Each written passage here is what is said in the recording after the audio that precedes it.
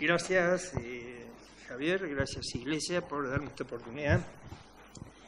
Pero en mis clases siempre digo, vamos a llamar al que sabe. Dicen que yo soy el profesor, pero yo digo, vamos a llamar al que sabe, y entonces oramos. Entonces, yo quisiera que ahora llamemos al que va a hablar, porque no quisiera hablar yo. Es mucha responsabilidad. Él dice que es un tema muy interesante, y por cierto lo es, pero puede ser que alguien no se sienta bien con el tema, y yo quiero aclarar ahora, una vez que oremos con el hermano, por dónde vamos a empezar.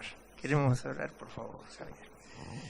Pues Padre, gracias una vez más por la posibilidad que nos das de conocerte, de conocer tu Iglesia y conocer el fundamento sobre el cual esa Iglesia se levanta y se asienta.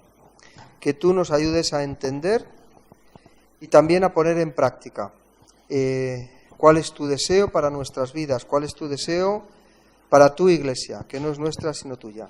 Amén. Señor, bendice a Víctor y también a cada uno de nosotros en esta tarde y danos conocimiento de ti y también pon en nosotros el hacer y el querer según tu buena voluntad. En el nombre de Jesús. Amén. ¿Puedes poner el título? Sí.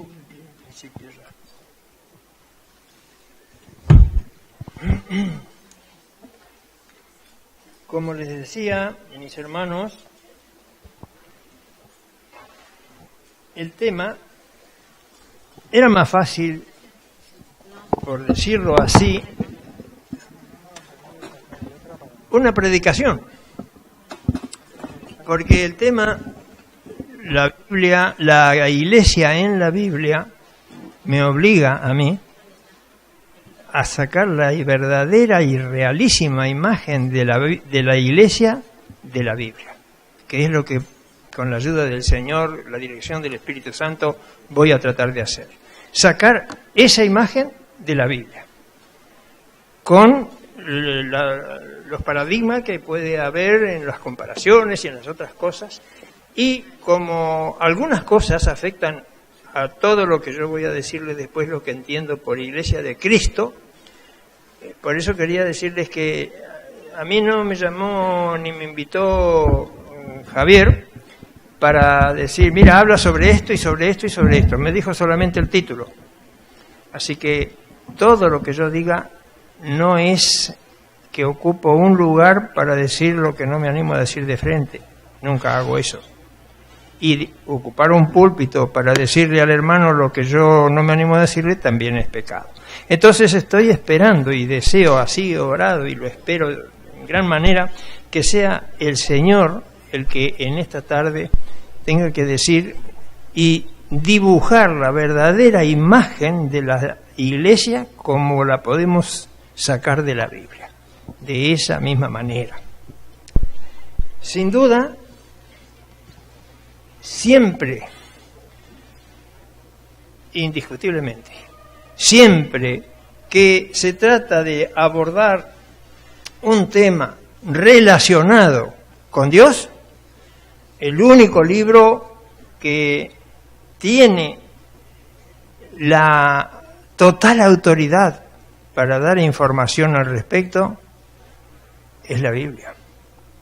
Entonces, la Biblia hoy, y anteriormente cuando recién se fundó la Iglesia, pero la Biblia hoy, en este momento en que vamos a estar hablando juntos, esto va a ser bastante informal, digamos, va a ser el cimiento, como cuando se hace un edificio. Si el cimiento, no empezamos por el cimiento, el edificio no va a tener la estabilidad en los momentos en que tenga que tenerla.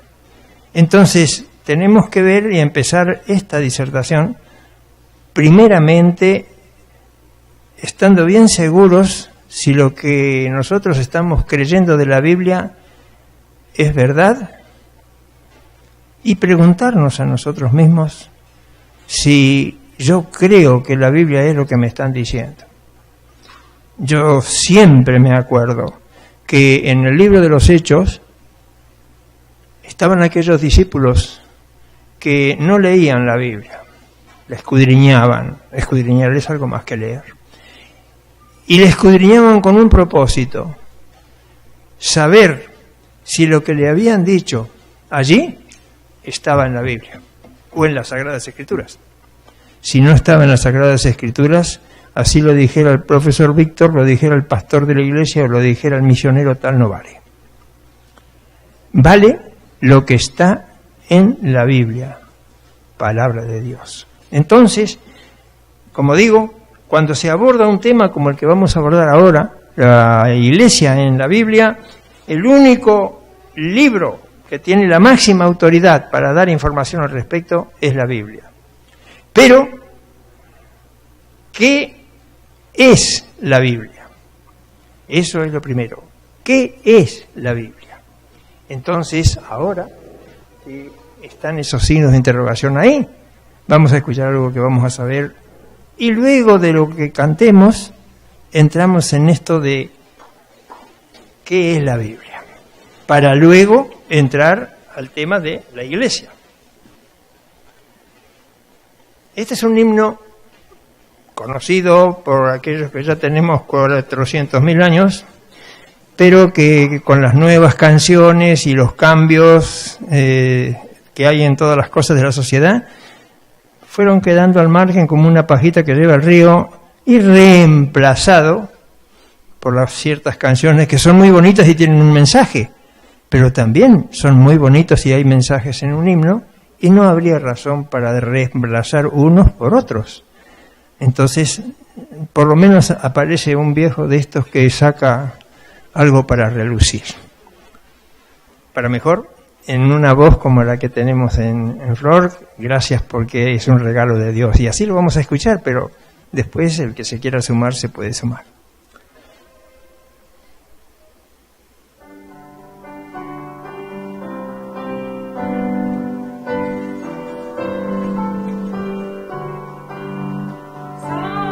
La Biblia para mí es un tesoro aquí.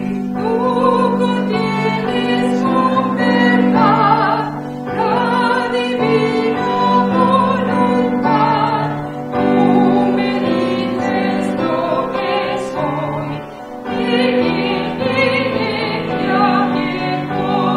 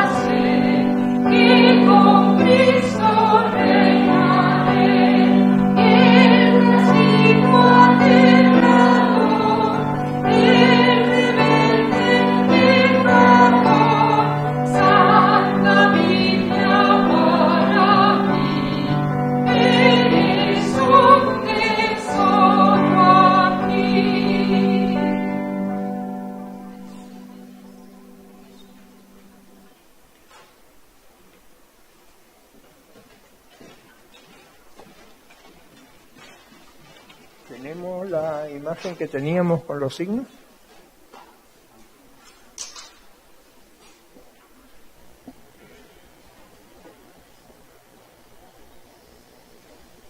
Vamos a tener que ponerla desde el principio, Javier.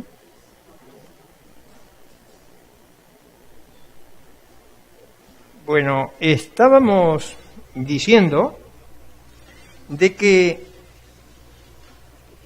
para poder hablar de qué es la Iglesia en la Biblia, tenemos que, lógicamente, saber qué es la Biblia. Si yo le preguntara a ustedes, hermanos, como digo, esto va a ser un poco informal, y me gustaría que no fuera todo esto algo así, una exposición toda magistral, sino compartida. Si yo le preguntara a ustedes qué concepto es o qué es lo que ustedes entienden por Biblia, ¿alguno me puede decir algo? ¿Qué entienden por Biblia? ¿Qué es la Biblia para todos ustedes o para algunos? ¿Qué es la Biblia? La revelación de Dios al hombre. Muy bien. Un concepto. ¿Otro?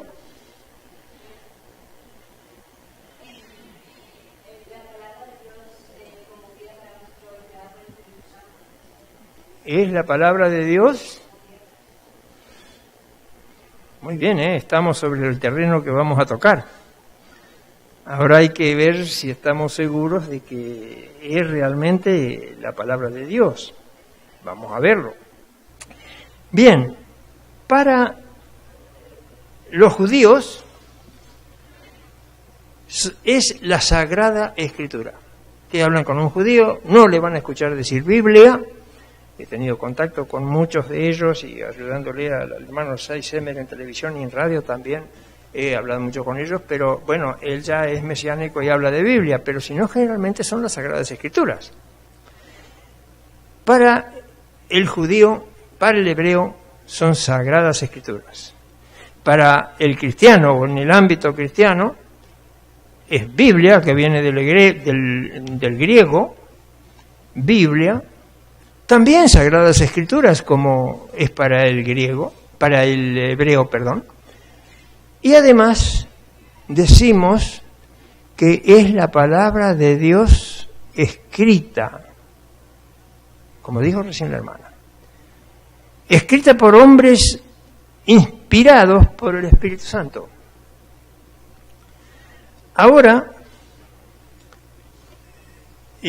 la pregunta es de que en medio de todo eso, usted dijo recién, Víctor, que es la Biblia, que es las Sagradas Escrituras, que es la palabra de Dios escrita por hombres inspirados por el Espíritu Santo. ¿Pero quién la escribió? Porque sale la pregunta, y la pregunta es pertinente y es muy lógica, porque no fue escrita por la mano, por el dedo de Dios, como en el caso de los 10 mandamientos, o en aquella escritura en lo encalado de la pared que está en el libro de Daniel capítulo 5, y que decía, Mene, Mene, Tekel Ufarsin, y le estaba diciendo al rey, tu reino ha sido pesado en balanza y fuiste hallado falto. Fuera de esos 2 ejemplos, no hay ningún escrito más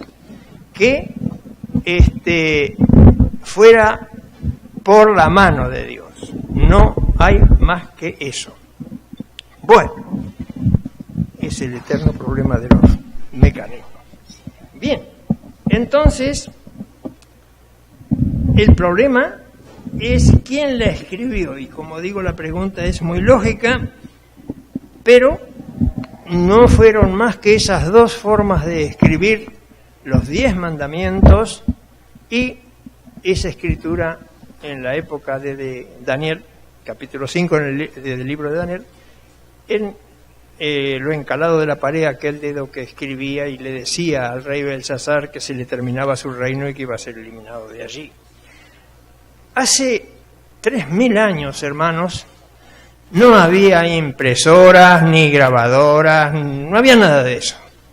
Lo que se quería comunicar se ponía por escrito. Ya estaba la escritura, porque la escritura se da por entendido cuando ya se juntan los fonemas, todas las letras con los sonidos y todo. aproximadamente por el 4.º milenio antes de Cristo en la cultura urbana de los sumerios a las orillas del Éufrates. Entonces, si son 4.000 años antes de Cristo, y yo digo que en 3.000 años no había grabadoras, como hacia Cristo las fechas descienden, entonces es cierto, no había grabadoras. Y cuando se quería comunicar o preservar alguna cosa, se ponían las cosas por escrito. Pero, yendo o escuchando lo que suele decir la crítica liberal, siempre poniéndole pegas a la palabra, porque no hay un libro más discutido en el mundo, creo, que la palabra de Dios, o sea, la Biblia. Al Génesis se lo ha cuestionado científicamente, lingüísticamente, bueno, como sea. La palabra de Dios ha sido cuestionada de arriba y es cuestionada de arriba abajo. No me extraña.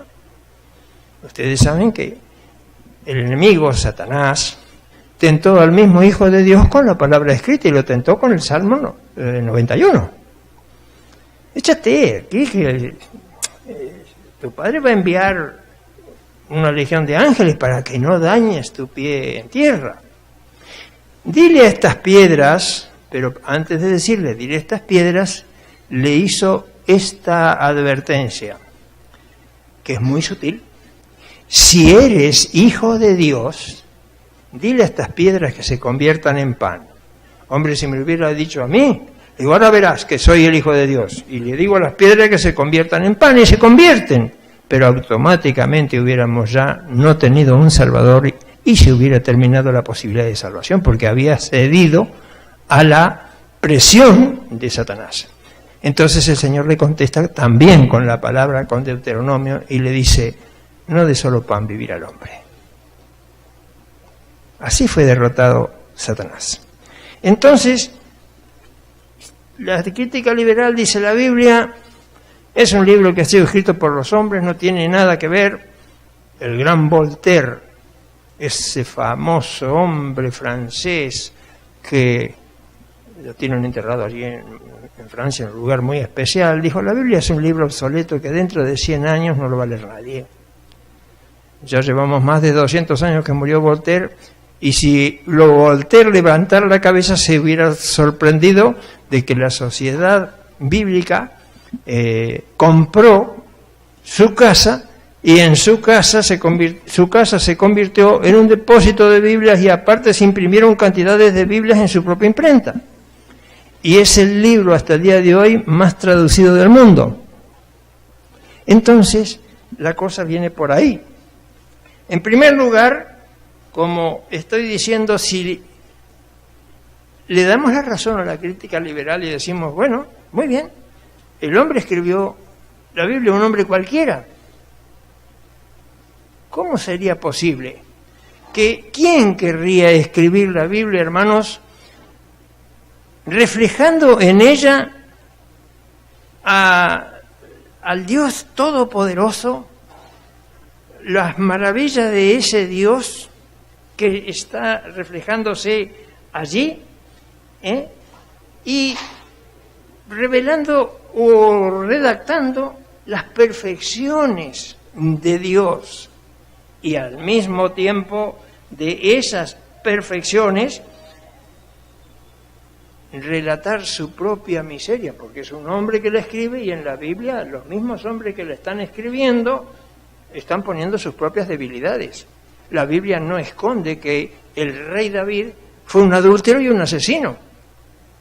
Hombre, si yo hubiera escrito la Biblia, escribiría muchas cosas, pero yo eso no lo pondría. Y esa fue la razón de que este hombre, un gran profesor, Henry Rogers, dijo estas palabras. La Biblia es un libro que el hombre no hubiera podido escribir si hubiera querido, y no hubiera querido escribir si hubiese podido, porque tenía que revelarse a sí mismo. Entonces, ahí viene el momento. Ya no puede haber sido escrita por un hombre, porque se estaría revelando a sí mismo en su inmundicia. Todos esos hombres que son, digamos, las figuras principales de la Biblia, están figurando con su miseria humana, con sus pecados, con sus rebeliones, y ningún hombre escribiría todo eso en un libro. Entonces, de hecho ya la Biblia, la Sagrada Escritura, la Palabra de Dios, trasciende las posibilidades de que un hombre cualquiera que no hubiera sido inspirado, que no hubiera sido ordenado por Dios, la hubiera escrito. Entonces, lo importante es que así como el Señor Jesús escogió a aquellos hombres que Él iba a formar durante su ministerio terrenal y durante sus 3 años de ministerio terrenal, Él eligió esos hombres. ¿A dónde los buscó? Había religiosos de envergadura, había escribas, había fariseos, había sabios. El Señor Jesús caminó por las orillas del mar y empezó a llamar gente como pescadores. ¿Qué era un pescador? Casi un analfabeto. Pero el Señor les dijo: venid, yo os haré pescadores de hombres. Vaya si lo hizo.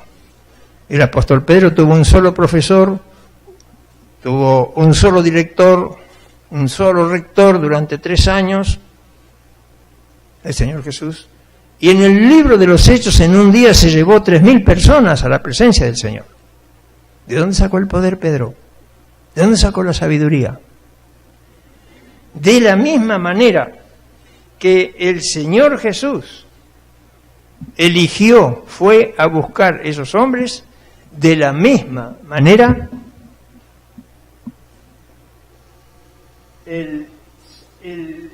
Dios eligió, buscó los hombres a los que Él iba a ordenar que escribieran su palabra. Y allí lo tenemos. Estamos con Moisés, allí lo tenemos también. A Moisés le dijo: escribe tú esto en un libro, en un rollo. A Isaías le dijo: escribe esto en una piedra y ponlo en un libro para que dure por la eternidad. Estaba ordenando que se escriba su palabra. Sí, pero eso es en el Antiguo Testamento, Víctor. Vamos al Nuevo. Allí lo tenemos a Juan, en la isla de Patmos, preso por la palabra de Dios. Y le aparece en visión algo que si nos apareciera ahora aquí no quedamos ni uno en pie y ni sentados, hermanos. Porque el que aparece le dice: yo soy el Alfa y el Omega, el principio y el fin. Yo fui el que estuve muerto y revivió. Y traigo este mensaje. Así que le dio luego los mensajes que ya vamos a ver ahora en su momento. Es decir, que ya tenemos nosotros la realidad de que la palabra de Dios fue ordenada por el mismo Dios que se pusiera por escrito. Escribe estas palabras en un libro. ¿Qué palabras? Las que él estaba hablando. Escribe y le dice a Juan: lo que has oído, lo que has visto, escríbelo. Ahora no le dijo con el dedo así: escribe esto. Le dijo: escribe esto. Miren, hermanos, si recibiera una carta de Felipe VI yo, vendría hoy todo afanoso aquí y le diría: miren, hermanos, me escribió el rey de España. Y podría decirme usted: ¿tú te lo crees? ¿Cómo? ¿Quién firma y quién sella esto? Sí, querido mío, te ha escrito el rey de España. Pero el rey de España le dijo a su secretaria o a su secretario, porque él no se va a poner a hacer la carta, y le va a decir: escríbele a Víctor y le dices esto, blanco, amarillo y verde. Y el secretario tiene que saber redactarla y todo, y después le dice: su majestad, ¿está bien esto? Sí, corrige esto, y va, lo corrige, viene, y entonces el rey de España sella y firma eso. ¿No es la palabra del rey de España? ¿Qué me dicen? Eso no es. Silencio. Es palabra del rey de España, pero ordenada que fuera puesta por escrito a su secretario o su secretaria. Y esa carta toma valor cuando lleva el sello real y la firma del rey de España. Pues eso es lo que hizo el Señor, porque ordenó a estos hombres que pusieran su palabra por escrito. Pero esa orden está firmada por la autoridad, suprema voluntad y poder, sobre todo poder, por el creador del universo. Pon estas palabras por escrito. Ahora, el escritor las escribe dentro de su cultura y con su manera de redactar porque le escriben los de su tiempo. Yo he dicho muchas veces, mis hermanos, que la Biblia es un libro oriental, escrito por orientales, que llega a Occidente por la gracia de Dios. Esa es una realidad. Entonces, el problema viene de que ahora, ¿qué pasó? Porque otros no recibieron esa orden verbal, escribe esto en un libro. Como la recibió Moisés, como la recibió Isaías, como la recibió Jeremías, ¿cómo lo ven así? Como la recibió Habacuc. Escribe esto en un libro, pero otros no la recibieron. ¿Y cómo la escribieron? Muy simple, para poder decirlo desde aquí. Ya lo dijo el apóstol Pedro, que nunca la profecía vino por voluntad humana, sino que los santos hombres de Dios hablaron siendo inspirados por el Espíritu Santo. No era un poeta que escribía un verso con rimas y metros y todo. La poesía oriental no tiene esas distinciones o características. La poesía oriental no tiene ni rima ni metro. Lo que busca la poesía oriental es que las ideas coincidan, convergen, que lleguen a un punto. Esa es la poesía. Por eso encontramos poesía en libros que son proféticos, como Isaías. Y ahí hay una poesía. ¿Qué poesía? Encontramos poesía en los jueces, con Débora, con los otros. ¿Pero qué poesía? Si yo no la encuentro aquí, claro, no la encontramos rima, metro, que arrima todas las palabras. No. Las ideas tienen que rimar. Bien, entonces ya sabemos que unos recibieron la orden de escribirla y otros fueron inspirados.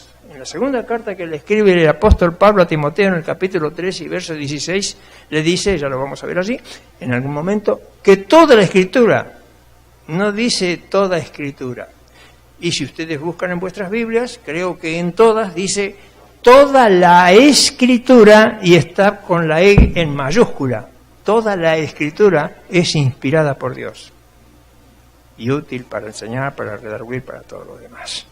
Ahora, bien, pero, y ahí está esa conjunción adversativa que molesta tanto en muchos casos, pero, yo podría creer en el Señor, pero, y ese pero me elimina todo lo demás.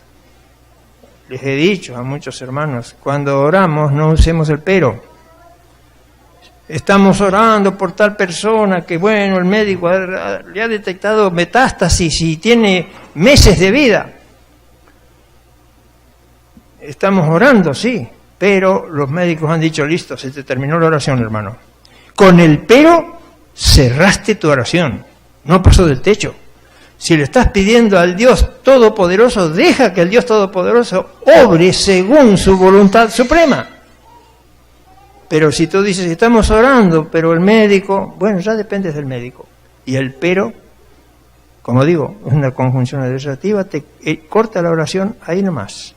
Entonces el Señor te podría decir, sigue orando, sigue confiando en el médico. Tranquilamente, no es así. Entonces, están estos otros que hablan de otra forma en contra de la palabra. A mí me lo han dicho. Sí, pero mira, eso lo dice Juan, eso lo dice Lucas, eso lo dice Mateo. Yo, mira, Víctor, yo creo en lo que dijo Jesús y nada más. Bueno, ¿qué es lo que escribió Jesús? Yo conozco una sola cosa que escribió Jesús. ¿La conocen ustedes? ¿La han leído? Yo la conozco, sí, pero no la leí, ni la vi. Pero la conozco por lo que me cuenta la palabra de Dios escrita. La única cosa que escribió Jesús la escribió en la arena, mientras estaba con la mujer en el pozo de Sicar, y antes de preguntarle dónde están los que te condenaban, él escribía algo allí que se llevó el viento, el agua, y no escribió nada más.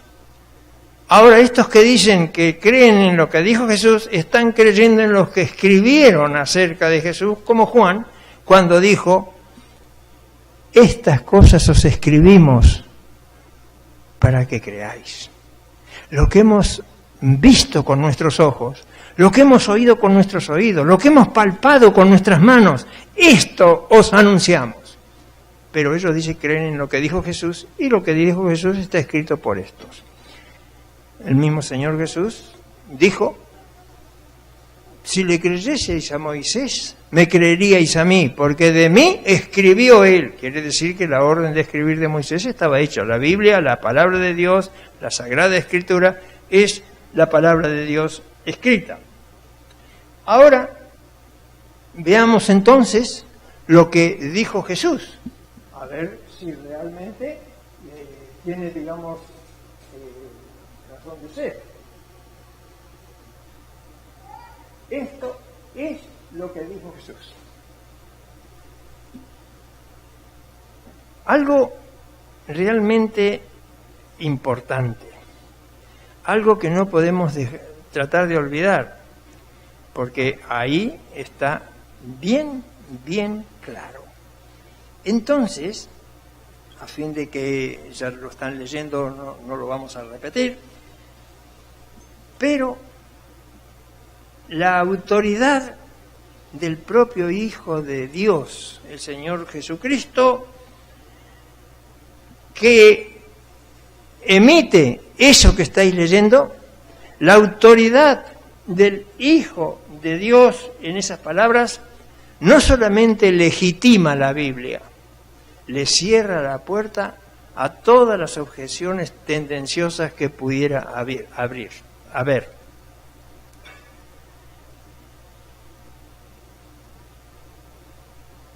El Evangelio de Juan comienza diciendo: en el principio era la palabra. En algunas versiones, como Reina Valera 60, van a decir: en el principio era el verbo. Exactamente lo mismo, el verbo y la palabra. En el principio era la palabra, y la palabra era con Dios, y la palabra era Dios. Así que en el principio era la palabra. Muy bien. Pero el asunto es importante cuando nosotros podemos definir algunas cosas.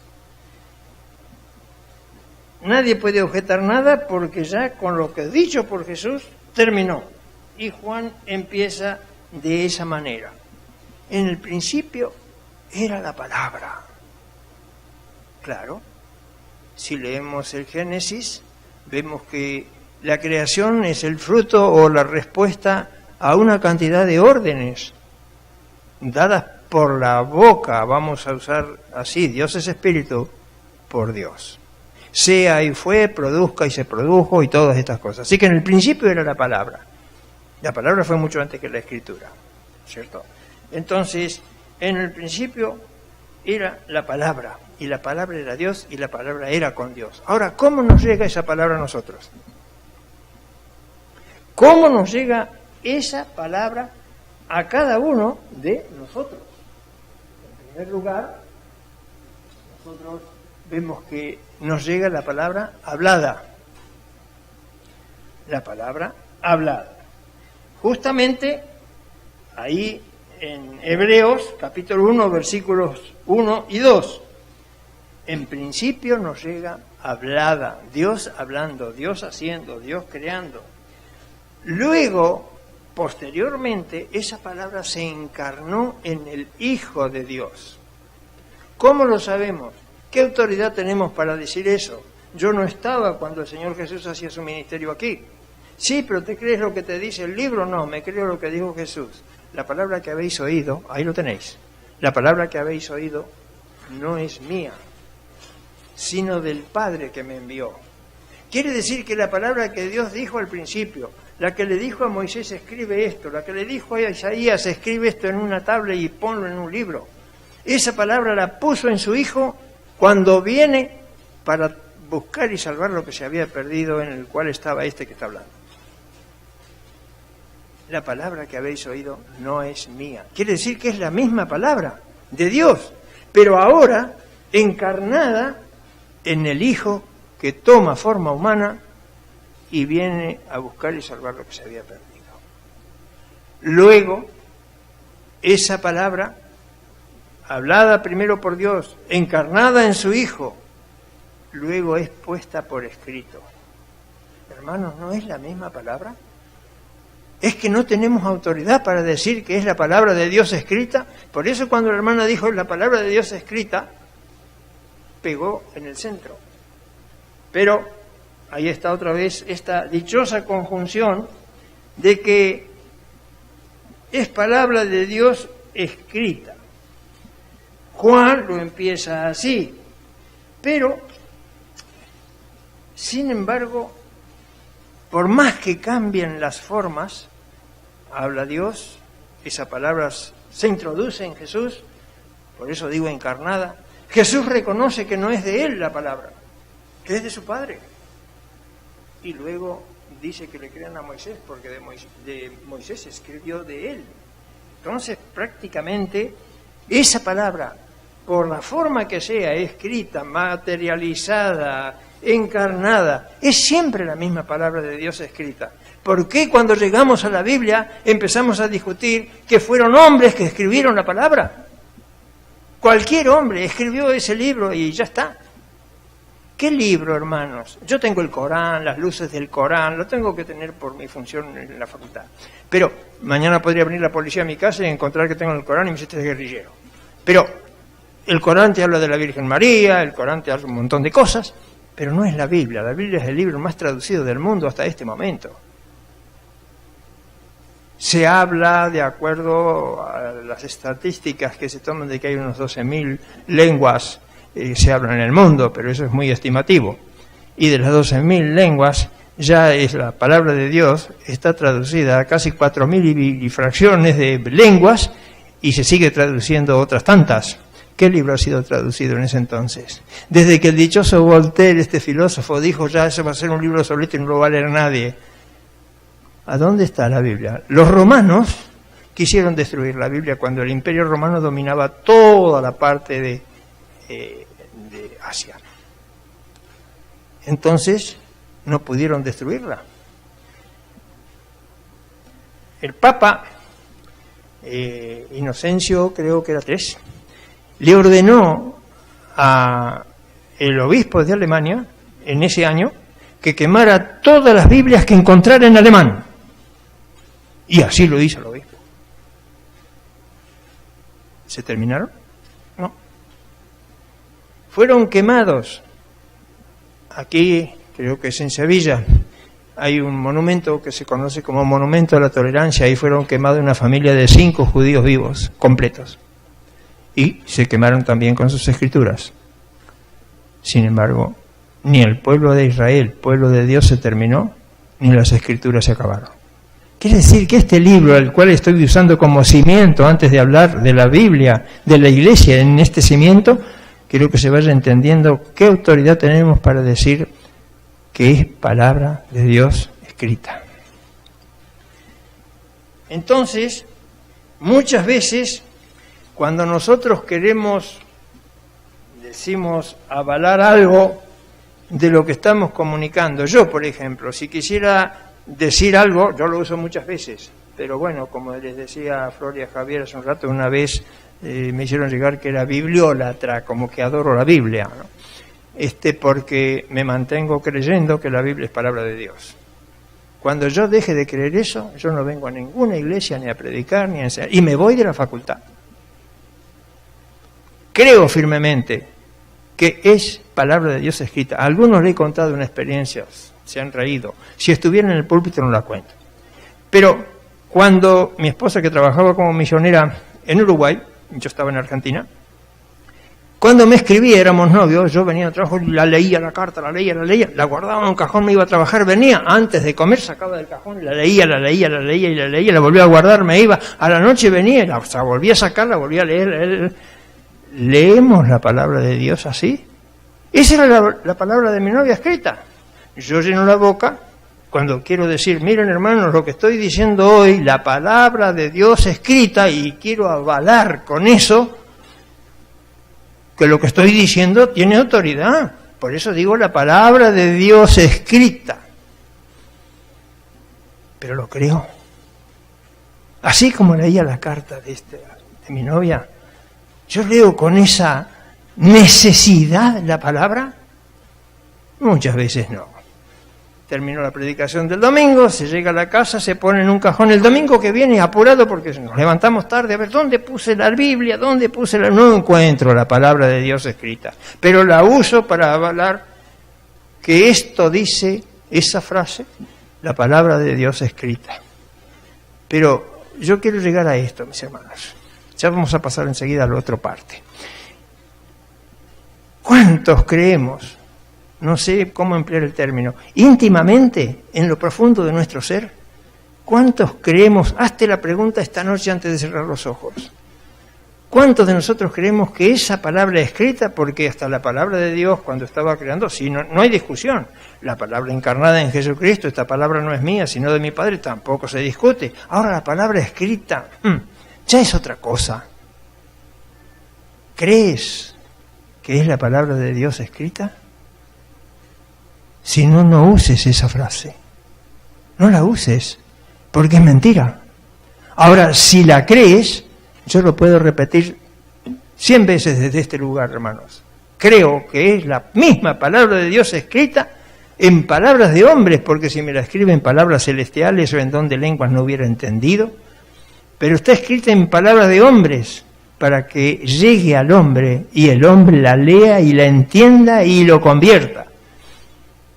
Yo conocí a un jefe de banda, no lo voy a poder contar de aquí porque es más largo, su testimonio duró 1 hora y media y todos que estábamos tan duros en nuestros asientos que creíamos que había hablado 10 minutos. Jefe de banda que terminó siendo un pastor evangélico.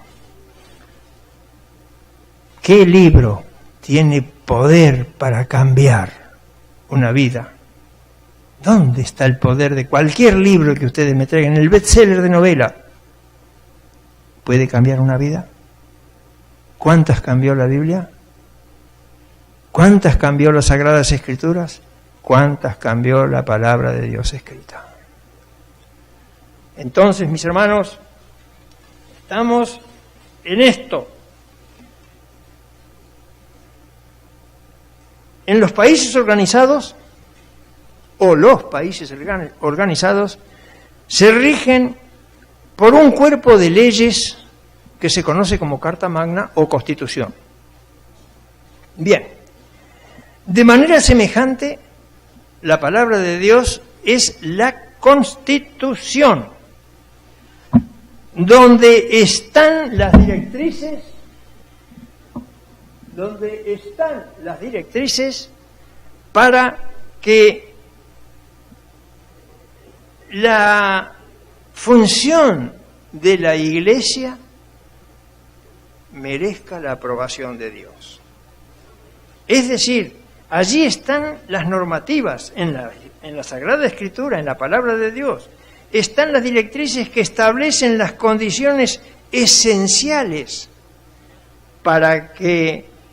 y que establecen las condiciones para que el funcionamiento de la Iglesia merezca la aprobación de Dios. Quizás hasta que no estamos tocando este tema, muy pocos de ustedes, o algunos o no lo sé, hayan pensado si la Iglesia merece la aprobación de Dios, que la Iglesia no es uno, somos el conjunto de la Iglesia. Ya vamos a explicar, tengo un concepto de la Iglesia de Cristo. Entonces, allí están las directivas donde lo esencial para que la Iglesia funcione, la Iglesia de Cristo, y esa forma de funcionamiento merezca la aprobación de Dios.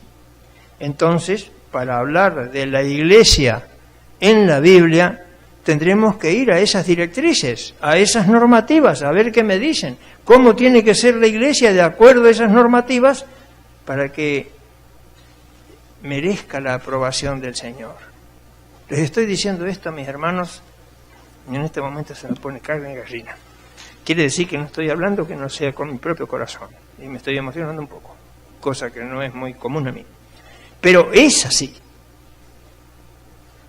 Si nosotros queremos hablar, sacar, como dije al principio, la imagen de la Biblia, la imagen de la Iglesia de la Biblia, tendré que ir a estas directrices ver los modelos que el Señor exige. Mi iglesia tiene que ser esto. ¿Estoy dentro de esos parámetros o no? Ahora salgo de la iglesia y me meto en el miembro de la iglesia, en este Víctor Martín que está acá. Me tendré que hacer algunas preguntas. ¿Tú eres salvo, Víctor? Uy, lo tapo. Hombre, de los 15 años que conozco al Señor. ¡Ja!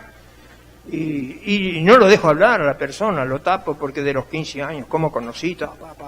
Y la persona me mira y cuando terminaste, sí. Bien, entonces tú eres cristiano, ¿no? Hombre, te lo acabo de decir. ¿Me dejas que te haga una pregunta, Víctor? Sí, ¿cómo no? Eres cristiano, seguro, ¿no? Mira que te lo tengo que repetir. No, ¿eres cristiano? Sí. Te hago esta pregunta. ¿Vives como cristiano? Y entonces ya no lo tapo con palabras. Le digo, mira, bueno, vamos a empezar por partes. Y ya entro a trastabillar. Porque no es lo mismo decir que soy cristiano que vivir como cristiano. No es lo mismo creer en Dios que creerle a Dios. Ya lo vamos a ver. El apóstol Pablo dijo, yo sé. No dijo yo sé en quién he creído, dijo yo sé a quién he creído y estoy seguro que es poderoso para guardar mi depósito para aquel día. Entonces yo tengo que preguntarme. Y si me lo tengo que preguntar yo, cada uno de mis hermanos se lo tiene que preguntar porque estamos constituyendo, si somos 200 hermanos, somos 200 partes de la iglesia de Cristo. Y me tengo que preguntar si merezco y la iglesia merece la aprobación del Señor o no. Entonces, para hablar de la iglesia en la Biblia, como digo, tenemos que ir a esas normativas. En los primeros capítulos del Apocalipsis, los primeros 3 capítulos, para ser más exacto, del Apocalipsis, se refieren a 7 iglesias situadas en la provincia romana de Asia. No es un continente, es la provincia romana de Asia, hoy Turquía. En esa provincia romana había estas 7 iglesias: Éfeso, Esmirna, Pérgamo, Tiatira, Filadelfia, Laodicea, Sardis. Ahí estaban las 7 iglesias. Ahora, en los mensajes enviados por el Señor Jesús, cuando le habla en la prisión de la isla de Patmos a Juan, en los mensajes que él envió por medio de Juan a esas 7 iglesias, había algunas cosas. En primer lugar, había reconocimientos. Había también recriminaciones o reproches. Había advertencias y también promesas, porque el Señor estaba evaluando el nivel espiritual que cada iglesia tenía en su presencia. Sin duda, después de esta charla, podrán ver esas cartas con otra imagen, digamos. En primer lugar, había palabras de reconocimiento o palabras de elogio para todas las iglesias. Los mensajes empezaban con palabras, cuidado con los apuntes cuando digo todas, después van a que corregir algo, Los mensajes empezaban todos con palabras de reconocimiento o de elogio a todas las iglesias, menos a la Odisea. Si ustedes leen todas las cartas van a ver que dicen, mira, yo conozco tus obras, esto lo he hecho muy bien, pum, pum, pum, pum. Pero eso no empieza en la Odisea. La Odisea no recibe ninguna palabra de reconocimiento, en absoluto. O sea, empezamos por las palabras de reconocimiento, todas las iglesias las recibieron, menos la Odisea. Ahora vamos a las recriminaciones o los reproches. Los reproches fueron para todas las iglesias. Ahí también entraba la Odisea, menos para Filadelfia y Esmirna. Por eso dije cuidado con el todo. había reproches para todas las iglesias, menos para Esmirna y Filadelfia. De las 7 iglesias, solo esas 2, hermanos, merecieron la aprobación del Señor. Y no les decía que no iban a sufrir. Les decían, vais a pasar por estos problemas, pero os sostendré. Y merecieron la aprobación del Señor. Vaya lo que les costó. Las otras 5 iglesias sí fueron alabadas en los comienzos, pero cuando el Señor dividió, con lo que digo, la conjunción adversativa, pero, ahí ya cambia la cosa. A veces yo he querido ilustrar un poco esa palabra pero cuando queremos hablar de, por ejemplo, yo puedo hablar de una mujer y digo, mire, sí, esa persona es muy buena, sí, le hablo, qué sé yo, 10 minutos de las realidades y virtudes de esa mujer, pero le digo, entonces con el que estoy hablando se queda esperando a ver qué le voy a decir. Y como no le digo nada, me dice, bueno, pero ¿qué? ¿Qué es lo que...? No, vamos a dejarlo ahí nomás. Listo, la arruiné. La imaginación ya le puso el título a la mujer de la cual yo dije, pero, hablé muy bien de ella, ¿pero qué, Víctor? No, vamos a dejarlo ahí nomás. Entonces, el problema viene cuando nosotros, digamos, no podemos hacer las cosas como el Señor. Por ejemplo, digo, recriminaciones. Vamos a empezar por la de Éfeso, que fue la primera. Empezó con los reconocimientos. Esto lo he hecho muy bien, has trabajado por mí mucho, has hecho esto, has hecho aquello, has hecho lo demás, pero una cosa yo tengo contra ti, que has dejado tu primer amor. ¿Qué es dejar el primer amor?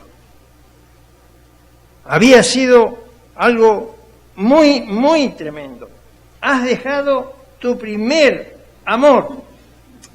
Claro, el problema es que Éfeso había dedicado muchas cosas a hacerlas bien, lo mejor que pudo, pero resulta que, amigo, había dejado su primer amor, había puesto el interés en muchas cosas, pero habían descuidado el amar al Señor, el servir al Señor como Él quería. Entonces, ahí es donde tenemos que poner nosotros atenciones. El Señor, ahí en los primeros versículos 2 y 3, Él les dice que han hecho mucho trabajo, se han esforzado mucho, está muy bien, pero has dejado tu primer amor. Es decir, que habían puesto tanto interés en tantas cosas y las hacían tanto y tanto y tanto, pero ese primer amor con el cual ellos al entregar su vida en ese principio habían recibido el Señor, ese primer amor que voltea muros, se había entibiado. Éfeso, no va. Todo ese trabajo que has hecho y el primer amor, ese con el cual yo sacudía tu vida el día que te entregaste a mí, ¿dónde está? Arrepiéntete, porque puedo venir y quitarte todo lo que tienes. Has dejado tu primer amor. Esto advierte, hermanos, una cosa, y lo digo con todo respeto. No les conozco, pero los aprecio como mis hermanos en Cristo.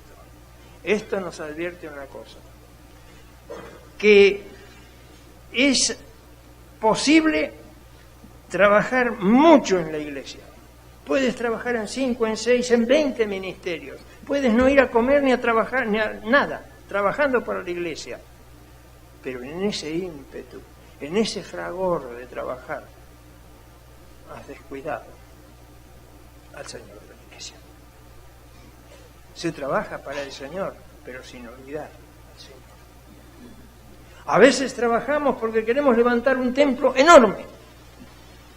No hace poco, nosotros tenemos un templo muy grande ahora, que hace 3, 4 reuniones que recién hemos empezado en él, pero yo le he dicho a algunos hermanos, en otro contexto, pero el Señor dijo esto: cuidado, uno mayor que el templo está aquí. Esas cosas las tenemos que ir revisando en nuestra vida cristiana para tener una iglesia dentro de los parámetros que el Señor quiere, una iglesia así. De esa manera, Éfeso había perdido terreno. Todo ese trabajo que el Señor se lo alabó y se lo reconoció. Has trabajado intensamente para mí, pero me has olvidado a mí. ¿Qué pasa, hermanos? Perdón, tengo aquí matrimonios y lo voy a hacer como ejemplo, lo voy a usar como conejillos de indias. ¿Qué pasa si estás tú con tu esposa y tú te pones a trabajar, trabajas, vienes, comes, sales y te vas, vienes a la madrugada, te levantas, vienes y te vas a trabajar, mañana lo mismo, y tu esposa, te has olvidado de tu esposa? El fragor del trabajo está tapando los sentimientos. Has dejado tu primer amor. Luego viene Tiatira. Amigo, les estoy salteando algunas porque si no se va a hacer muy largo todo esto, pero las más importantes. Tiatira, has hecho también muy bien estas cosas. Esta, muy bien. Y podríamos nosotros agregar que el Señor le dijera, te felicito por lo que has hecho. Pero, una cosa tengo contra ti, que toleras. ¿Qué es tolerar, hermano? ¿Es pecado? Ustedes me tienen que tolerar a mí ahora, miren. Luego yo tendré que tolerar a otros. Y todos juntos tendremos que tolerar a los demás. ¿Es pecado tolerar? No. ¿Cómo el Señor le dice que toleras? Porque le dice, toleras el pecado.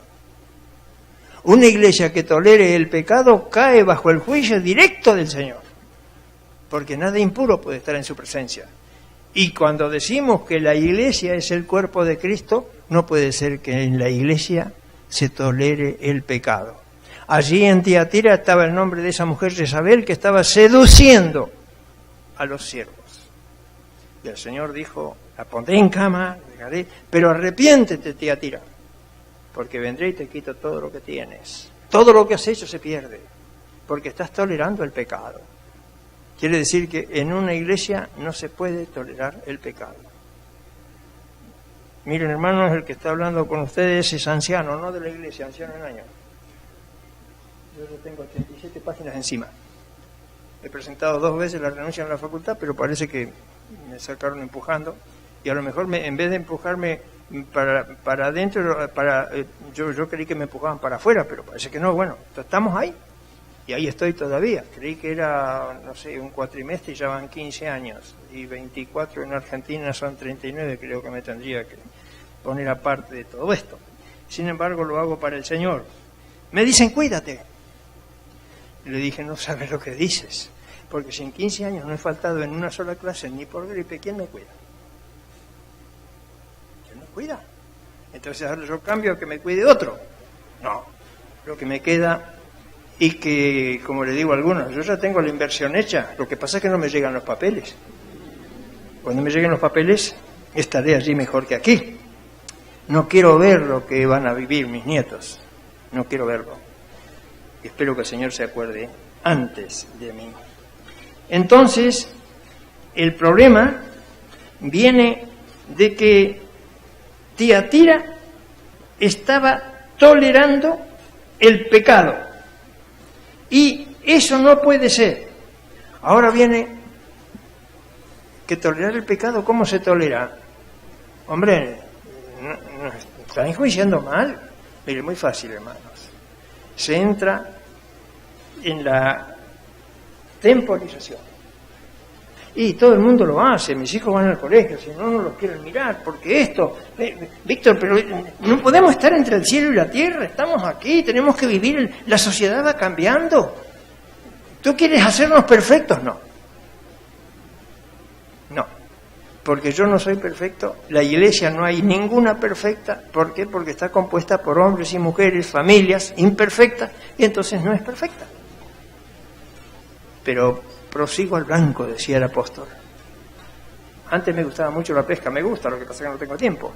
Y cuando enganchábamos una trucha, por ejemplo, con mi esposa, amigo, peleaba esa trucha y le dábamos nylon y la retirábamos hasta que al final sacábamos la trucha, peleando la trucha con nosotros. Pero por ahí, no sé si ustedes conocen el pez, un bagre, Se enganchaba en el suelo en un balde y lo traíamos, se arrastraba, no luchaba.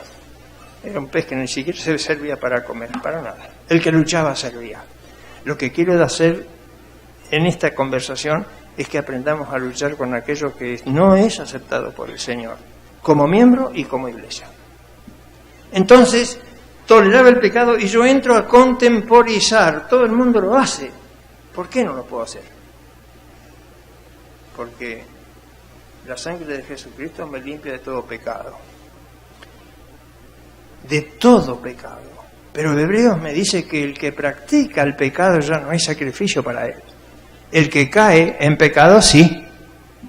Yo iba a visitar a un hermano de la iglesia que estaba por fallecer en el hospital 12 de octubre, un día de frío tremendo, iba con mi abrigo negro puesto así, me bajo del autobús, pongo el pie entre el bordillo y el autobús y me voy a tierra, y justo estaban edificando y toda esa, era una tierra blanca, estaba el abrigo, bueno, corrió un montón de gente que estaba al lado, ¿le pasó algo, señor? ¿Se lastimó? No. Y yo miraba, decía, ¿cómo voy a entrar al hospital ahora? Todos me sacudieron, yo también me sacudí, bueno, quedé limpito como los gatos, y dije, bueno, y lo pude ir a ver al hermano.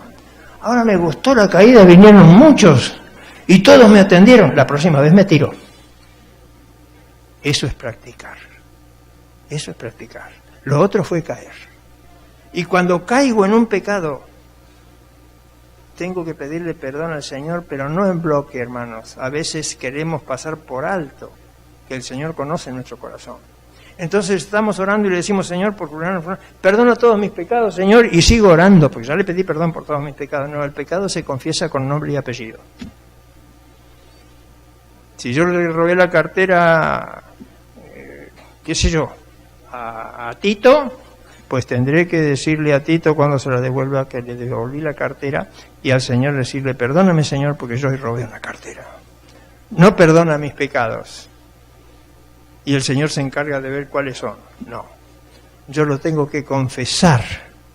Y el que confiesa el pecado tiene acceso al perdón. Y el que no lo confiesa, no. Y la iglesia tiene que confesar su pecado. Así, la forma. Ahora viene algo todavía bastante lamentable.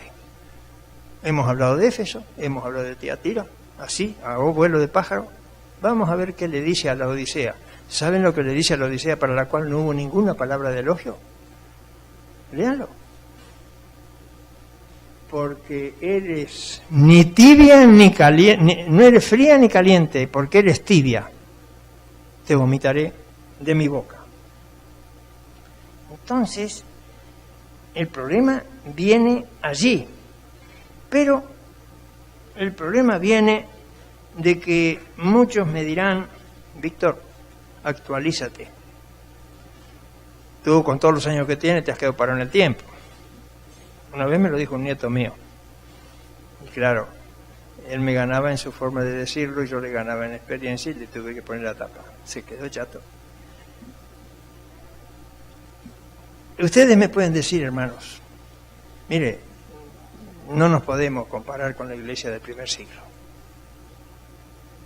No. Hace 2000 años, Víctor, usted nos está poniendo iglesias que podríamos imitar o no, no sé, aquellas Esmirna y Filadelfia que merecieron la aprobación, pero hace 2000 años. Y en 2000 años, Víctor, si usted no se dio cuenta, todo cambió. Y yo te escucho, hermano y hermana. Y después te digo, estás equivocado. ¿Cómo que estoy equivocado? Sí, mira, las modas cambiaron, la forma de edificar cambiaron, la forma de hablar cambió, la forma de educar cambió, los matrimonios cambiaron, antes duraban 50 años, ahora duran un año. Todo cambia, pero hay algo que no cambió. Y les doy la prueba. ¿Quién me puede leer, por favor, en Malaquías? Ahí, en el capítulo 2 de Malaquías, versículo 6. Y otro que, por favor, me busque allí, en Hebreos, capítulo 13, versículo 8. Primero, Malaquías, capítulo 2, verso 6. ¿Qué dice? Cualquier versión.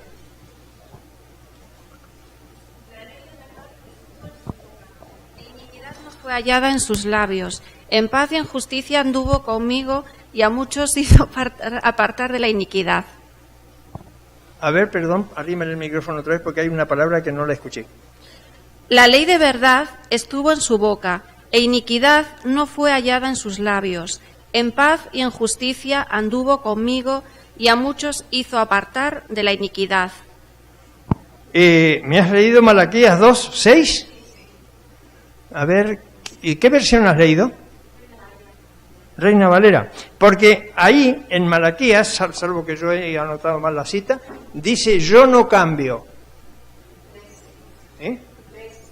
3:6, perdón, 3:6, ahora entonces. Yo tengo mal la cita. Porque yo Jehová no cambio. Alto, ahí nomás, gracias hermana. ¿Qué está diciendo? ¿Quién habla ahí? El Señor. Yo Jehová, dice el nombre en un nombre propio de Dios, yo Jehová no cambio. Quiere decir que eso de que todo cambia, bueno, es inconsecuente con lo que dice la palabra, porque Dios dice, yo no cambio. ¿Quién me lee, por favor, en Hebreos? Ahí en el capítulo 13 y versículo 8. Dice así, Jesucristo es siempre el mismo, ayer, hoy y por toda la eternidad. Quiere decir que Dios, gracias hermano, ya está. Muchas gracias, muy amable. Quiere decir que Dios no cambia, eso de que todo cambia ya se interrumpe. Y por si alguna duda queda, sí, pero eso lo dice el Antiguo Testamento, es Malaquías 3:6. Bueno, fuimos a Hebreos, Nuevo Testamento, ¿y qué dice? Que Jesucristo es el mismo hoy, ayer y por toda la eternidad. Ahora, si Dios no cambia, si Dios es el mismo, es inmutable, y Jesucristo es el mismo por toda la eternidad, ojo porque le va a pedir a las iglesias en lo que es su relación, hagan el templo, cambien las modas, todo, pero la relación de la iglesia con Dios va a ser exactamente la misma y le va a pedir las mismas cuentas a la de hace 3.000 años que a la de hoy y la del siglo que viene. ¿Por qué? Porque Dios no cambia y no va a cambiar en su manera de exigirle a las iglesias cómo tienen que funcionar. Lo demás sí, pero el Padre y el Hijo son inmutables, no cambian, así pasen los siglos con los que pasen. Él le va a reclamar a la iglesia de hoy lo mismo que le reclamaba a todas las iglesias que estoy refiriéndome del Apocalipsis. Porque les está reclamando a la Odisea, le está diciendo, lo que estoy reclamando de ti es que no eres ni fría ni caliente. Ojalá fueras fría o caliente, pero eres tibia. Listo, la iglesia cayó bajo el juicio. Y eso se lo va a seguir pidiendo a todas las iglesias, porque Él no cambia y el Hijo tampoco. Siendo Dios entonces inmutable y Jesucristo también, las iglesias, todas las iglesias de todas las épocas serán aprobadas por el Señor si han mantenido vigentes en su funcionamiento los principios que desde la perspectiva divina y que está expresada en su palabra no han cambiado a través de los siglos. La santidad de Dios y lo que Dios exige en ese aspecto de santificación no ha cambiado en ningún paso de los siglos y no va a cambiar. Entonces, si la palabra de Dios es, digamos, el fundamento de la Iglesia, si la palabra de Dios es lo que tenemos que ver, entonces tenemos que tener mucho cuidado, porque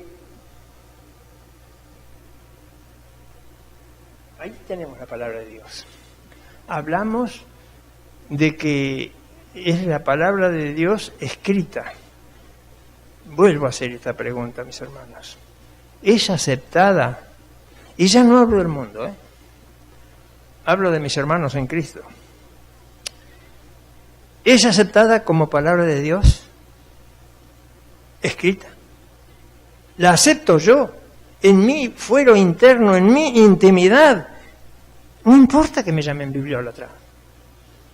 Es la misma palabra que se incorporó en el Señor y la misma que creó el universo con órdenes. Ahora está escrita por orden de Dios y por inspiración del Espíritu Santo. Entonces, lógicamente, que este libro es palabra de Dios escrita. Una vez en la escuela dominical yo dije que esto no es inspirado. Me miró una viejita y dijo, ¿y esto enseña en la facultad? inspirados son los originales. Y esto está sacado del original. Pero ¿por qué este no es inspirado? Porque en las traducciones se hacen a veces especies hasta de impropias, de que parece que una cosa son contradictorios aparentes, que no están de acuerdo y el espíritu no se contradice, pero la lengua va cambiando y de la lengua materna a la lengua receptora a veces se producen cosas que no se puede, no hay una palabra para encontrar justo qué es lo que está diciendo. Hablando un día en Argentina con uno de los traductores en un taller que me tocó estar asesorando allí, le dije, mira hermano, ¿cómo vamos? Y yo creí que le estaba haciendo una broma. Le digo, ¿cómo vamos a hacer con las traducciones cuando en Argentina, en España, en Italia, en Francia, en todo esto hablamos del Cordero de Dios? Hombre, todos conocen el Cordero, todos conocen la oveja. Pero si vamos a las esquimales allá, bien al norte, habla la lengua inuit, y yo le digo, mire, el Cordero de Dios, que me mire, sí, ¿qué es el Cordero? No conocen. Y le digo al traductor, uno de los que también ahora tradujo la nueva versión internacional, y le digo, ¿y entonces qué le vamos a tener que decir? Con todo el respeto que eso necesita, tenemos que buscar un animal que reemplace al Cordero, porque el Cordero no lo conoce. ¿Qué le vamos a decir? ¿La foca de Dios? Y me mira este hombre y me dice, no lo dudes, que no lo tengamos que hacer un día. Es decir, que de la lengua madre a las traducciones de las diferentes lenguas puede haber cambios. Por eso, cuando hay esos cambios, decimos, esto no es inspirado, pero los originales, indudables, todos. Entonces, ahí, Dios es inmutable. Y cuando nosotros decimos, es aceptada como palabra de Dios escrita, y lo que dije hoy, que está escrito arriba del todo de la Biblia, leer la Biblia, es creer en Dios o creerle a Dios, hermanos. Es muy diferente. Hoy lo dije, me preguntan, ¿crees en Dios? Vamos. Luego me dicen, ¿le crees a Dios? Piensa, hermano y hermana, haz memoria. Cuando has orado mucho por alguna cosa y crees que Dios no te escuchó, ¿le crees a Dios? Hazte la pregunta, contéstatela tú. ¿Cuántas veces nuestras debilidades humanas son tocadas por la llave, esa ganzúa que tiene el adversario que anda en todas las cerraduras humanas, y cuando estás pasando el peor momento de tu vida, él sabe que es el momento de probar con su ganzúa a dar media vuelta, y entonces, ¿dónde está Dios? ¿No ves que no te escucha? Ese es el Dios que adoras, ese es el Dios de tu iglesia. Mira ese Dios que hablas del amor de Dios y todo esto, esos que están bombardeando, esos niños que mueren, ¿qué tiene que ver? ¿Dónde está el amor de Dios? Y te trabaja y te trabaja. ¿Por qué? Porque dudaste. ¿Qué le dijo Jesús a aquellos que estaban en la barca y vino la tempestad? Y claro que estaban con Jesús, pero Jesús iba dormido. Y claro, cuando vio que se hundían, vinieron y dijeron, ¿no tienes cuidado, maestro, que nos hundimos? Hombres de poca fe, ¿por qué dudasteis? Increpó al viento y a la mar y se hizo la calma. Y aquellos que estuvieron escuchándolo hacía un rato, antes de tomar la barca y cruzar al otro lado, dijeron, ¿quién es este? Que el viento y la mar le obedecen. ¿Quién es? Entonces te haces la pregunta. Pero alguien le dijo a su hijo, no dudes de lo que crees, pero no creas en tus dudas. A veces los juegos de palabras tienen una manera de enseñarnos muchas cosas. Entonces, mis hermanos, el asunto es que siendo de esta manera, Dios le va a exigir a la iglesia, a mi iglesia, a tu iglesia y a las iglesias de Cristo. Yo tengo un concepto de lo que es Iglesia de Cristo, que ya lo vamos a ver un poquito más adelante. Quiero terminar aquí primeramente con esto. Si la palabra de Dios es el fundamento de la Iglesia, en primer lugar, nosotros tenemos que es el fundamento de la Iglesia. ¿Le creemos o no le creemos a Dios? Ahora decimos, si la Iglesia es... Perdón, Javier. Si la puedes poner. Si nosotros le creemos a Dios, si la palabra de Dios es el fundamento de la Iglesia, pues entonces tendremos que prestar oído a lo que el Espíritu le dice a las iglesias, o a la Iglesia. ¿Y cómo vamos a escuchar el Espíritu, Víctor? No te hagas ningún problema. Empieza a depender del Espíritu y vas a oír la voz del Espíritu en tu corazón. No hablo de cosas audibles, puede ser que las puedes oír, sí, pero mira, aquí tenemos, si la Iglesia es la Biblia es el fundamento de la Iglesia, entonces tendremos que oír lo que el Espíritu dice a las iglesias. Y ahí tenéis todas las citas del Apocalipsis. Y Dios puede hablarte por su palabra escrita, y eso en primer lugar no lo dudo, por experiencia, hermano. Luego te puede hablar por otro hermano o hermana, por el pastor, por alguien que menos tienes en tu mente. Dios usa instrumentos. Yo me acuerdo cuando había terminado mis estudios. Bueno, creía que había terminado. Luego le digo a los estudiantes hoy, confesando la realidad. Le dije, cuando yo estaba estudiando por obligación, tenía que rendir exámenes y todo, digo, realmente cuando estoy estudiando es hoy. Le digo, cuando yo estaba estudiando me habían puesto, tenía todos profesores norteamericanos, y entonces me habían puesto, amigo, la nariz alta así, y yo creía que me faltaban 2 capítulos para escribir yo la Biblia. Era el presidente de la Sociedad de Jóvenes, amigo, entraba que caminaba hasta distinto. Hoy me avergüenzo.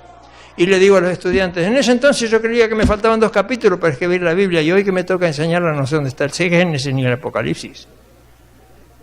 Esa es la verdad, hermanos. ¿Y saben a qué me comparo? Quizás me van a entender mejor los que les gusta el fútbol.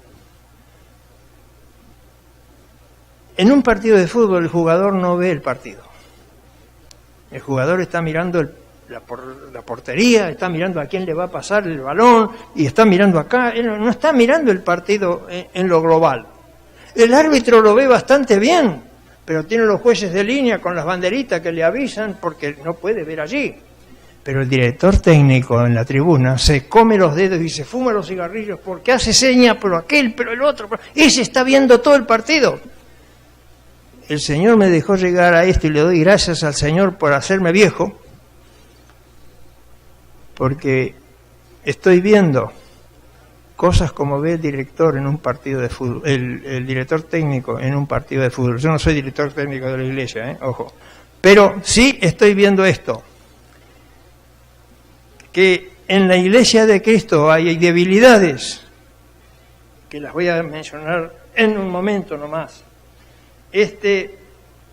Nosotros estamos, ¿cómo podría decirles, hermanos? Tiene que haber, todos habrán oído hablar del famoso, esa explosión que dicen el Big Bang cósmico. Tendría que haber un Big Bang en la iglesia de hoy. La segunda venida, hermanos, yo estoy siguiendo muy de cerca todos esos movimientos que el Señor dijo, cuando veáis esto, todavía no es el fin, pero entonces estoy siguiendo eso. Y sigo los cambios climáticos, sigo los cambios morales, sigo los cambios en la iglesia de Cristo. ¿Qué entiendes por iglesia de Cristo, Víctor? Para mí la iglesia de Cristo son todas las iglesias, cuidado, son todas las iglesias que tienen la doctrina de Cristo, y después si se llama Tito, Luis, Pedro, Jacobo, no me interesa, tienen las doctrinas bíblicas de Cristo. Lo que el apóstol Pablo le llamaba la sana doctrina. Si tiene eso, todas esas iglesias hacen la iglesia de Cristo. Esa es la iglesia de Cristo para mí. Todas esas iglesias son parte, son miembros de la iglesia de Cristo. Y tenemos que tratar de ir terminando y se nos va un montón de cosas. Pero en esa explosión, ¿qué pasa cuando hay una explosión? Hay una onda expansiva que afecta a todo el entorno. Pues si en una iglesia hubiera una explosión espiritual, la onda expansiva alcanzaría al vecino y al otro vecino y al tetravecino. Pero esa explosión no va a ocurrir si el miembro de la iglesia pasa desapercibido en 3 cosas. que hacen de su entorno. Esas tres cosas son la calle, el trabajo y la conversación. Si el cristiano pasa desapercibido en la calle, pasa desapercibido en el trabajo, no sabe, el compañero no sabe que es cristiano, y pasa desapercibido porque conversa igual que el mundo. Sabía venir una hermana de la iglesia allí en Argentina que venía a mi casa después de la escuela dominical, era docente, y se llamaba Esther, y decía un palabrotón, y después que decía el palabrotón se tapaba la boca. Yo le decía, Esther, ahora no te la tapes que ya la soltaste. Es que estamos todo el día ahí con estas maestras y todas hablan así. Entonces, si tú hablaras diferente, que ellas te copien a ti y no tú a ellas.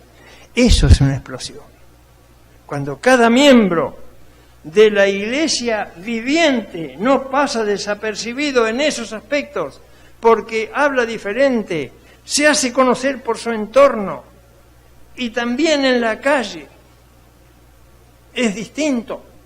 Entonces, mis hermanos, hoy se advierte en la Iglesia de Cristo una laxitud espiritual. Qué lamentable es decirlo. En la Iglesia de Cristo, se entiende ahora que la Iglesia de Cristo está conformada por todas esas iglesias que tienen las doctrinas bíblicas de Cristo, la sana doctrina. Esas sí, si no, no. Entonces, con el tiempo, ¿qué pasó? ¿Por qué digo que hay una latente laxitud espiritual? Latente, ¿por qué? Porque está oculta, está ahí en potencia, pero todavía no se manifiesta del todo, pero ya tiene sus efectos en la iglesia. En la iglesia de Cristo, en la iglesia de la Biblia. Entonces, ¿qué pasa? Con el tiempo, las nuevas formas sociales de ver la vida actuaron y cambiaron afectaron mucho los valores morales y espirituales que luego paulatinamente fueron entrando en la iglesia. Duele, ¿no? Parece molesto, ¿no? Pero aquel que piensa estar firme, mire, no caiga. En la iglesia que piensa estar firme, mire, no caiga. Porque fueron entrando esos cambios sociales que todo el mundo los hace y que no lo haces tú. ¿Por qué? ¿Te has quedado parado en el tiempo? ¿Qué te crees? ¿Que te vas a ir al cielo porque no hagas esto? Pues mira, yo hago esto y vivir al cielo igual que tú. Qué seguro, ¿no? La palabra de Dios me dice esto, la palabra de Dios escrita me dice esto: el que tiene al Hijo tiene la vida, el que no tiene al Hijo no tiene la vida. He escuchado oraciones: Señor, danos más del Espíritu Santo. Señor, danos más del Espíritu Santo. ¿Qué estás pidiendo, hermano? Si el que está pidiendo más de ti es el Espíritu Santo, dame más de ti, no tú del Espíritu Santo. El Espíritu Santo no se da por medida. El Espíritu Santo clama dentro de ti y dice: dame más de ti, por favor. Juan, Pedro, Luis, Antonio, como te llames, Víctor, dame más de ti. Yo estoy pidiendo, ¿qué piden más de mí? Pero nos queda más fácil. En algunos periódicos en Argentina decía: oración al Espíritu Santo. El Señor Jesús dijo: todo lo que pidierais al Padre en mi nombre, y luego lo aclaró: creyendo, lo recibiréis. Y cuando enseñó sobre la oración con el Padre Nuestro, dijo: cuando oraréis, oraréis así: Padre Nuestro, o sea, al Padre la oración. La oración no va al Hijo, la oración no va al Espíritu Santo, la oración va al Padre en el nombre del Hijo que dijo: yo soy el camino, la verdad y la vida, y nadie va al Padre si no es por mí. Y en cada oración nuestra tenemos que darle gracias a Dios porque puede usar el nombre de Jesús y hablar con el Creador. De lo contrario, no. Quiere decir que tiene que haber, mis hermanos, un sacudón, si no es una expresión espiritual, dentro de cada uno de nosotros y preguntarnos: ¿en qué condición estoy yo? Como se preguntaba las iglesias luego, ¿en qué condición estaban esas iglesias de Asia delante del Señor? Solamente 2 de 5. ¿Cuántas iglesias?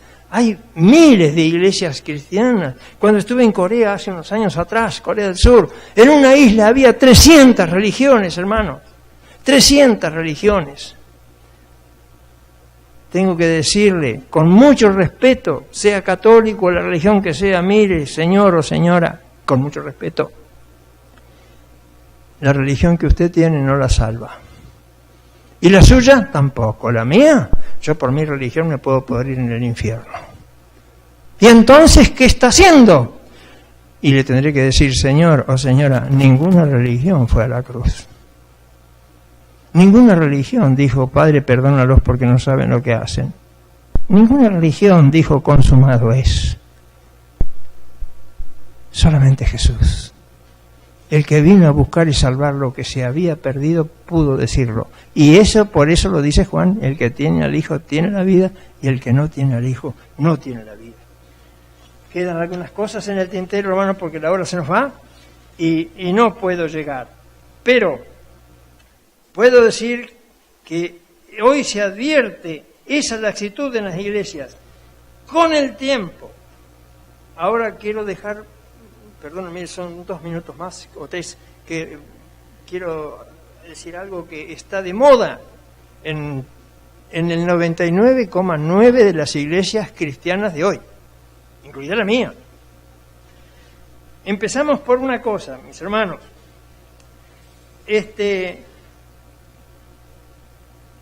Obviamente, cuando hablamos de templo, no estamos sabiendo a ciencia cierta que el templo es una cosa y la iglesia es otra.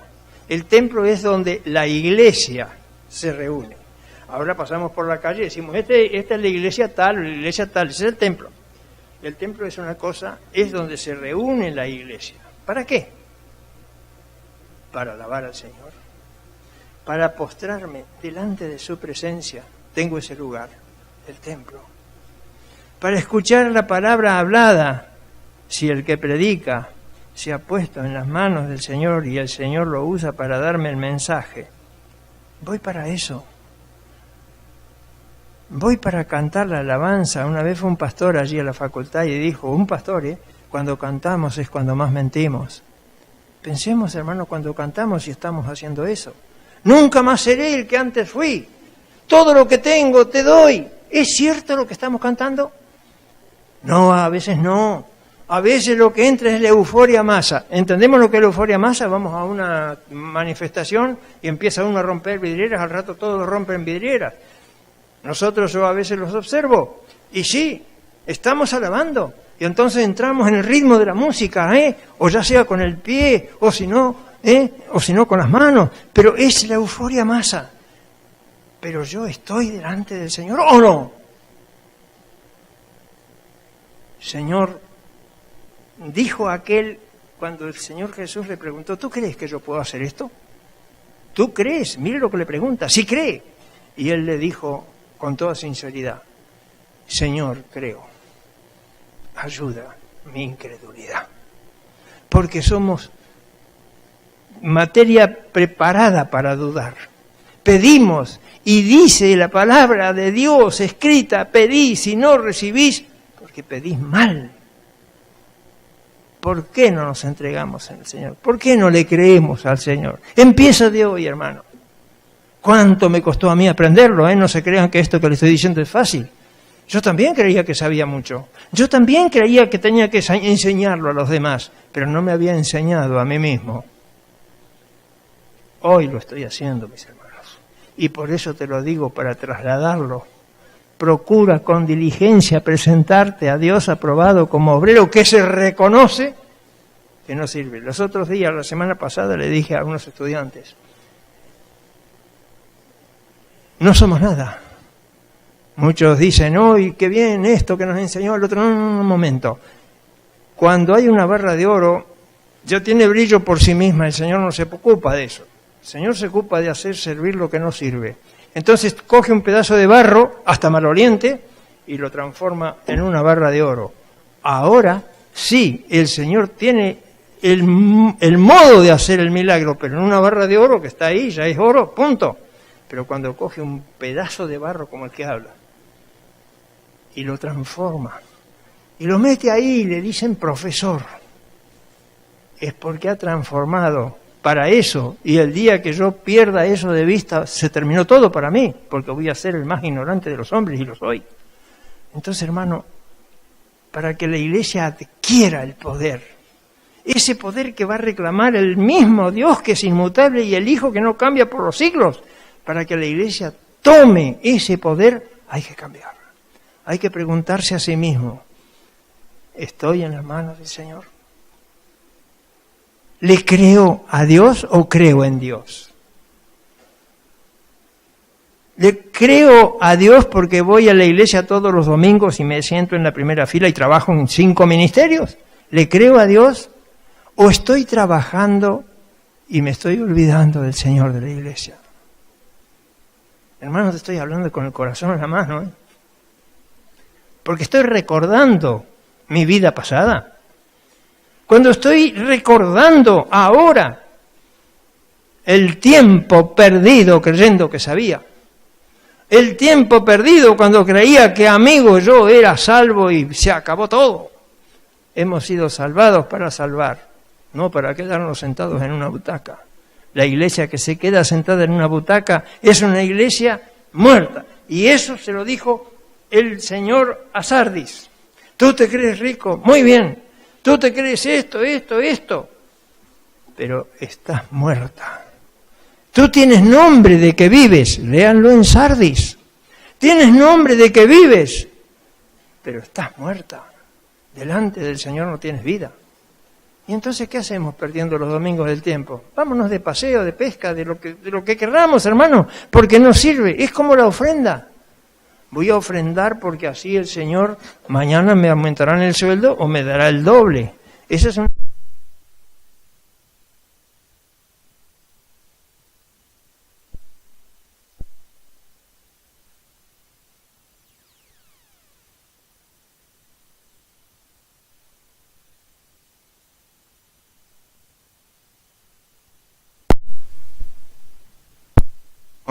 No con tristeza, sino con alegría. Dios no precisa mi dinero, precisa con qué forma lo estoy dando. El Señor quiere las intenciones de los miembros de la iglesia, porque así tiene la intención en globo de la iglesia. Perdónenme si me pongo vehemente, mis hermanos, pero les estoy diciendo lo que creo y lo que procuro vivir. Yo se lo he dicho a mi hermano Javier muchas veces y creo que él piensa lo mismo. A mí me repulsa la palabra líder. Y le pido al Señor en mis oraciones que no me deje llegar a ser líder de nada, por favor, sino que me permita estar en ese grupo, grande o pequeño, no sé, pero a ese grupo al cual él puede decirle, bien, buen siervo y fiel. Sobre poco has sido fiel. Y dejo de sobre mucho te pondré. Basta que me apruebe para estar en ese grupo. Bien, buen siervo y fiel. Hermano, pruébalo. Yo no quiero que esta sea una conversación pasajera. Por eso no es una predicación. Luego, si hay alguna pregunta, trataré de contestarla. Pero, ¿qué pasa? El templo es llamado en el Antiguo y en el Nuevo Testamento casa del Señor.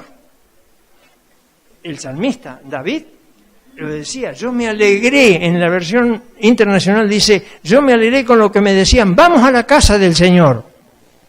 Luego el Señor Jesús, en un momento muy lamentable, dijo en el templo, cuando le estaban allí haciendo mercado, dijo, mi casa es casa de oración, se está refiriendo al templo. Y luego, en el otro salmo, dice, entrad a sus puertas con acción de gracias. Quiere decir que cuando entramos al templo, ¿cómo entramos? Entramos para prepararnos. Ahora, resulta que no encontramos eso. Yo no, infinidad de veces, yo no puedo pasar de la blum, blim, blam, blam, blam, blero, así, no puedo. Necesito encontrarme, prepararme para lo que viene. Pero el tremendo bullicio que tengo alrededor, ¿qué tal, hermano? ¿Cómo estás? ¿Qué plum, qué claro? Hola, hermano, ve tanto tiempo como te ves, la parienta, ¿cómo está? Y tú quieres orar, no puedes. Quieres leer la palabra de Dios escrita, no puedes. Quieres concentrarte y prepararte para lo que viene, porque para eso has entrado al templo. Para prepararte, no puedes, porque entonces, si aquellos le hicieron una cueva de ladrones, nosotros le hemos hecho una cueva de bullicio. Aquel hermano, 2, 3, que quieren conectarse con el Señor para poder cantar con propiedad, para poder decirle, Señor, háblame a través del mensaje. Yo quiero estar preparado para escuchar eso, Señor. No puedo, porque el entorno es bullicioso. Siempre el silencio ayuda a la oración. El Señor se fue lejos, en silencio, para orar a su Padre que estaba en los cielos. Allí puedo decirle si es posible que pase de mí esta copa. Allí le puedes confesar tu pecado. Allí le puedes contar tus necesidades. Pero si no te dejan, el bullicio que tienes alrededor. ¿Cuántas veces, hermano, lo vemos en nuestras iglesias? Hablo de mi iglesia incluida, no estoy aquí señalando a nada. Hasta que no sube uno al púlpito y dice, hermanos, buenos días, vamos a empezar. Recién se calma el ruido y el bullicio. Y lo último, ¿qué digo ahora? También fue en Corea del Sur. Estuve en 2 oportunidades seguidas, allí 2 años seguidos, por 1 mes y medio cada año. Estaba ella en el púlpito, en una iglesia de 1000 miembros. Y si hubiera entrado una mosca, yo creo que se sentía el ruido de sus alas. Llegaron 2 personas tarde, estarían vacías, no sé, 50 butacas o algo así. Entraron 2 personas tarde, se creen que entraron. Se deslizaban y se sentaban.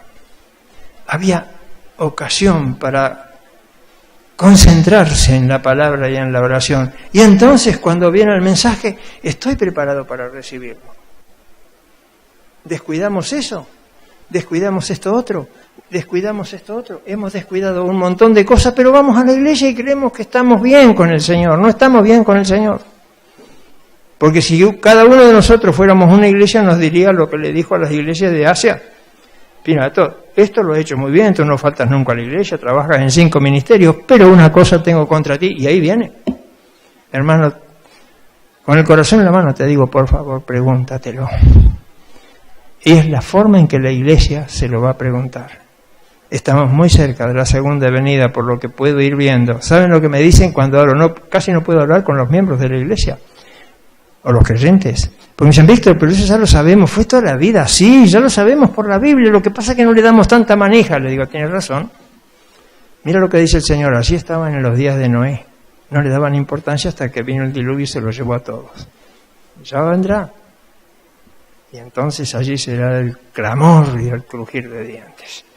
Así que, hermanos, yo los dejo con esto. Quedan algunas cosas pendientes, pero recordemos que la casa del Señor es el templo.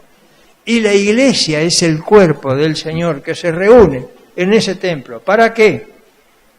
¿Para qué entra? Deje el bullicio afuera. Deje todas esas salutaciones fuera. Y entre a la iglesia. Siéntate. Abre la palabra de Dios. Otra vez repito, la palabra de Dios escrita, inspirada por el Espíritu Santo y porque lo creo. Y ahora quiero ver las verdades antes de que venga el mensaje que me dice. En el libro de los Hechos, aquellos discípulos que estaban allí, como les dije hoy, no la leían, la escudriñaban porque querían saber si lo que le había dicho ese Víctor que está hablando hoy aquí estaba en la Biblia, estaba en la Sagrada Escritura o en la Palabra de Dios. Perdónenme, hermano, si no quiero haber ofendido a nadie y perdónenme si me he extendido, pero te quería decir esto y quedan algunas cosas en el tintero. Gracias.